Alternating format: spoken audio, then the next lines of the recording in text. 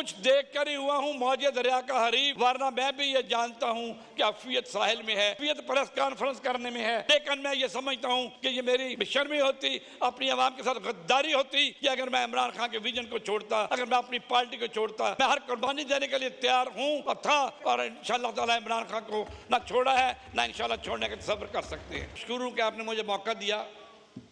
इस दफ़ा मुंतखब होने के बाद मेरी ये पहली तकरीर है, इसलिए मैं सबसे पहले अल्लाह ताला का शुक्र अदा करता हूँ कि अल्लाह ताला ने मुझे ये इज़्ज़त बख्शी, और उसके साथ साथ अपने लीडर इमरान खान का शुक्रिया अदा करता हूँ कि उन्होंने अपने मेरे हल्के के लिए नुमाइंदगी का हक़ दिया।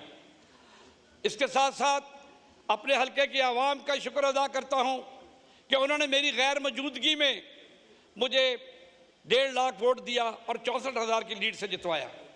जनाब स्पीकर, दौरान इलेक्शन मैं अपने हल्के में एक दिन भी नहीं जा सका, क्योंकि मैंने रावलपिंडी में भी दहशतगर्दी की थी, मियांवाली में भी दहशतगर्दी की थी, लाहौर में भी दहशतगर्दी की थी, गुजरावाला में भी दहशतगर्दी की थी, साहिवाल में भी दहशतगर्दी की थी, और पता नहीं कहाँ कहाँ की है।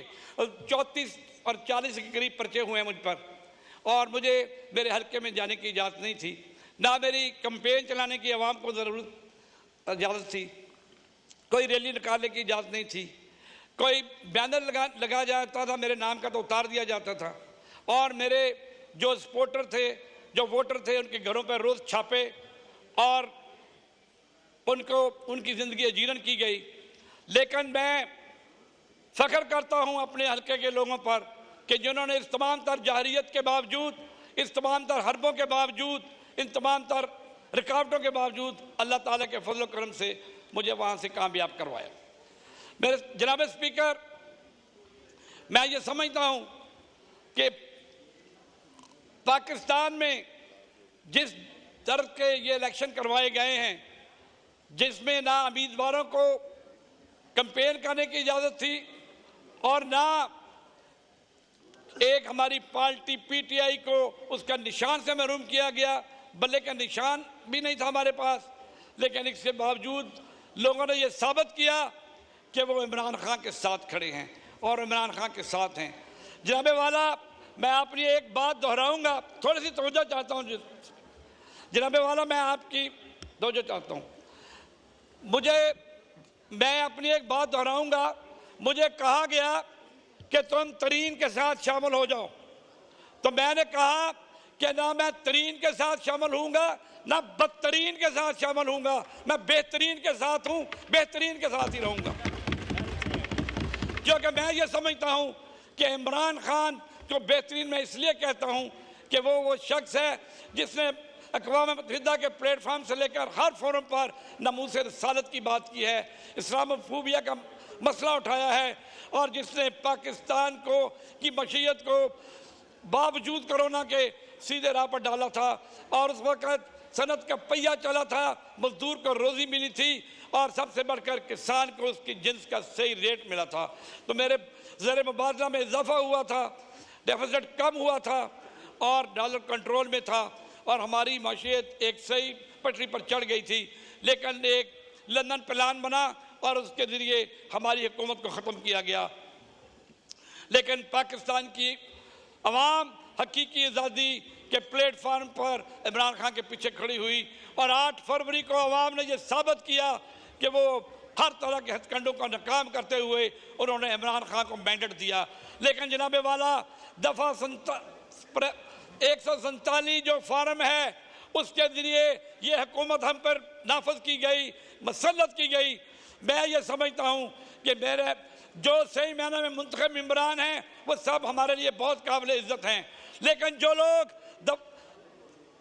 147 फार्म के ज़रिए कामयाब हुए हैं उन्हें शर्म करनी चाहिए कि वो अल्लाह ताला के 99 नामों के नीचे खड़े होकर उन्होंने झूठा हल उठाया है और अपने अवाम के साथ धोखा किया है, उन्होंने बेशर्मी की है। और ये मैं इसको बगैरती कहूँगा कि जिन्होंने ये की है, जो इस तरह के धोखे के साथ बन के मेंबर आए हैं, और जिनको पता है कि वो मेंबर नहीं बने, जिनके अवाम को पता है कि वो मेंबर नहीं बने, उनके हल्के के बच्चे को पता है, पाकिस्तान के बच्चे को पता है कि वो मुंतखब नहीं हुए, लेकिन उन्हें मेंबर बनाया गया है।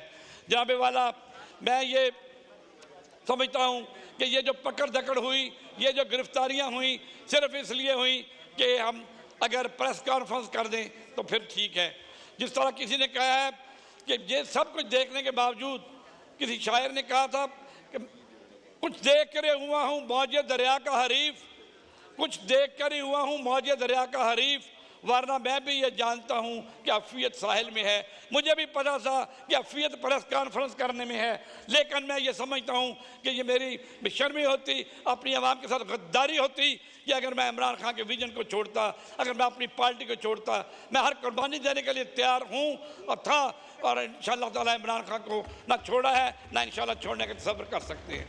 जनाबे वाला, जहाँ तक इस बजट की बात है, ये बजट अल्फाज का एक गोरख धंधा है और सबज बाग दिखाया गया है। जितनी भी बड़ी बड़ी यहाँ पर टारगेट रखे गए हैं वो ना पूरे होने हैं, ना पूरा करने के लिए उनको रखा गया है। पिछले दौर में भी आप देख लें कि इन्होंने अपना जो इनका पिछला दौर था 13 से 18 तक, उस वक्त भी किसानों के लिए एक बहुत बड़ा कर्जा रखा गया, किसानों के लिए बहुत बड़ी रिलीफ रखी गई, लेकिन किसी पर कभी अमल नहीं हुआ, कभी किसी मजदूरों की इफलाह के लिए काम नहीं हुआ। हाँ, अगर काम हुआ तो पहले लंदन में प्रॉपर्टियाँ थी, फिर दुबई में बन गई। अब दुबई में दोनों ख़ानदानों की बेशुमार प्रॉपर्टी हैं और उनके चमचे कड़छों की भी बेशुमार प्रॉपर्टीज़ हैं, लेकिन किसी को इस पर तौफीक नहीं हुई कि बात करे। एक तोशा खाने पर 800 प्रोग्राम होते हैं टीवी में, और दुबई की अरबों खरबों रुपए की प्रॉपर्टीज पर कोई प्रोग्राम नहीं होता। तो मैं ये समझता हूँ कि हमारा मीडिया भी कंप्रोमाइज हुआ है। तो जनाब वाला, मैं आपसे ये गुजारिश करूँगा कि हमारे किसानों के साथ जो जुल्म किया गया है इस दौर में, ये पहली दफ़ा नहीं हुआ। जब 2014 और 2015 में भी जब इनकी हुकूमत थी, उस वक़्त इन्होंने इंडिया से आलू इंपोर्ट करके आलू के काश्तकार को बर्बाद किया था। इस बार इन्होंने गंदम का नाकस किस्म की गंदम, शुक्रिया राय साहब का माइक खोलें, मंगवाकर किसान को बर्बाद किया है। और किसान की जो बर्बादी है वो पाकिस्तान की मईशत की बर्बादी है, क्योंकि किसान इस मुल्क की रीढ़ की हड्डी है और किसान के साथ जो जुल्म हुआ है वो पाकिस्तान की तरीके में कभी नहीं हुआ। मैं इसकी भरपूर मजम्मत करता हूँ। और आखिर में सिर्फ 3 बातों में अपनी तकरीर खत्म करूंगा कि किसानों के साथ जुल्म बंद किया जाए। शुक्रिया, बस हो गया। मोहम्मद मुबीन आरिफ साहब, मुबीन आरिफ साहब का माइक खोलें। हमारे जो राय साहब का माइक खोलें, 1 मिनट में राय साहब कंप्लीट करें। बहुत बहुत शुक्रिया जी। मोहम्मद मुबीन आरिफ साहब। बिस्मिल्लाहिर्रहमानिर्रहीम। जनाब स्पीकर, ये मेरे मुंतखब होने के बाद मुझे पहली दफ़ा मौका मिल रहा है कि मैं इस असेंबली के फ्लोर पे जो है वो मेरी कोई तकरीर है, और ऊपर से बजट सेशन है। मेरी कोशिश होगी कि मैं बजट के ऊपर ही बात करूं, लेकिन सबसे पहले मैं अल्लाह ताला की ज़ात का शुक्र अदा करना चाहूँगा। अल्लाह ताला की ज़ात ने जो मेहरबानी की, करम किया।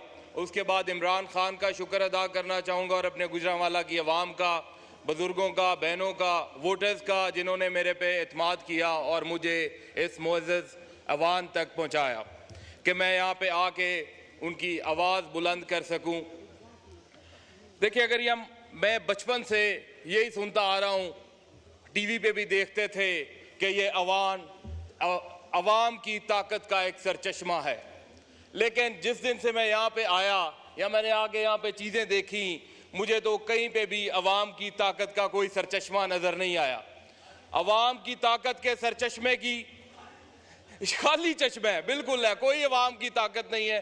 पटेल साहब बिल्कुल ठीक बात कर रहे हैं। फार्म 47 वाले जब यहाँ पे बैठेंगे